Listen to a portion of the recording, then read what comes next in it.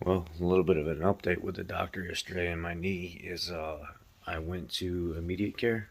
They gave me ibuprofen, they put me in a knee brace, and they said that they want to see me back in a week. The doctor came in and spent maybe 10 minutes with me pulling on my knee, and I'm, and everything else because it was sensitive. And he was like, I don't know, it feels like you have the stability with your ACL, and it feels like this is okay, but in the x-ray I did see some stuff floating around in here, and it looks like it might be old, so we're not going to do the MRI today. Just come back in a week. Come back in 11 on 11/16, and we'll do the MRI then, and we'll look into it further. But for now, here's some ibuprofen. Here's a knee brace. Wear it for about a week. Keep it light at work at your own discretion, and yeah, don't be climbing up on top of anything or getting up and down a lot. You're just gonna have to kind of stay. So basically, you're saying that I can't do very much work, but you want me to go back to work. Yeah, that's what I'm saying. Okay, yeah, I'll do what you tell me to do. When a week later my shit's all messed up even worse, then we'll figure out from there where you want me to go with it. So anyway, I got to work, and one of the guys at work that's been through this before, he said normally what they do is they wait for the swelling to go down completely before they do the MRI. So that's probably why the doctor wants to see you in a week.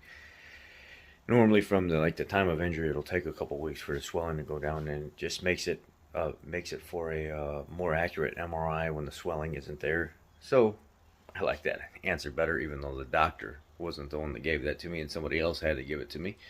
But it makes sense. Um, so that's the update with the knee. Kind of a little painful or whatever. I got that instrument cluster done and installed yesterday. It was pretty easy job, no stress on the knee. And then that was on a 2008 Econoline, and then right after that one, they gave me another ticket for a 2003 Econoline, which I have to pull the whole steering column and everything out of it because the shifter assembly and everything has to be rebuilt. So if you know anything about Econoline shifter assemblies, the pin wears out at the lever up top that you pull, and like you shift it down into drive. That pin assembly will wear out right there, and it'll create that extra slop in the actual grab handle when you pull it down. And then there is plastic bushings down the shaft. Those wear out, and then it creates that slop in the shaft.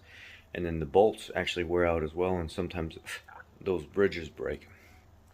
And then down at the end of the shaft, there is a detent rod and spring, and then there's an assembly that goes over the end of it that's bolted in, and that assembly pivots whenever you go to shift it back and forth. That's what actually pulls the gear or the pivot assembly and stuff down at the transmission that moves it from park, reverse, neutral drive, and then back in. Well, that's sheared off with the detent end inside the assembly. So I'm looking at this thing and I'm like, you know what? At this point, I could pull this all apart and pull the detent rod out of it and just replace the piece that's broken, put new screws and a spring and everything in here, but I'd rather just rebuild this whole thing because this is a very, very nice Econoline. It's a utility company, Xfinity. It's one of their trucks, and it's still in like mint condition. Like, it's nice, super nice green body. It's got a boom truck and everything on it, or a boom on it. It's a very, very nice rig. And I said, yeah, 4.5 hours I can pull this whole assembly out of here, pull everything apart, put all new components and stuff in it, and get another 100,000 miles out of it before this happens again. So that's kind of the plan with that. And then I didn't have any other work just immediately sitting there, so I know some subscribers wanted to come by and drop off their vehicles for complete fluid maintenance. So that's maybe, I might get into something like that this week, but I'm not quite exactly sure where I'm going to go with all that. We'll just see what my workload is, but that's kind of the update for right now. Whatever we come up with, I'll keep you guys updated on kind of. Ooh, I gotta get off this grass. That hurts. The grass where it's really working my knee in all these different directions. Yeah, that's better on straight ground.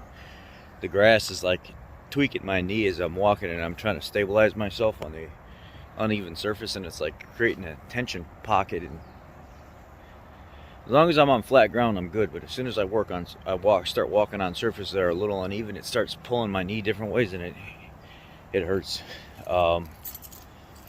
Yeah, so I'm gonna order a bunch of kits from Blackstone Labs.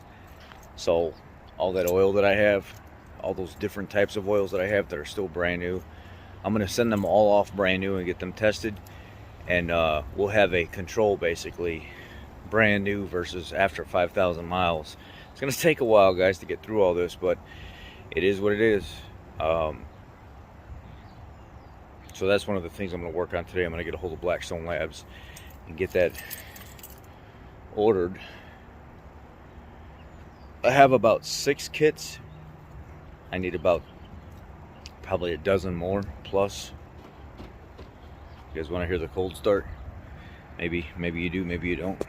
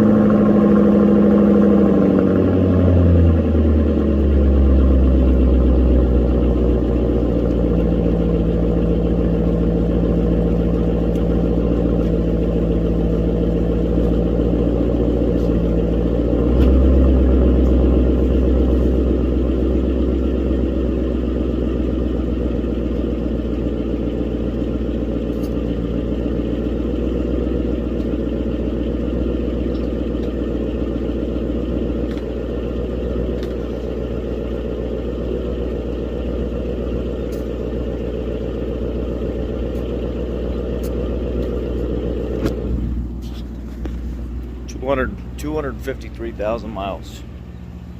She's a bad, bad girl. Y'all have a great day. I'll have something for you later, some kind of repair.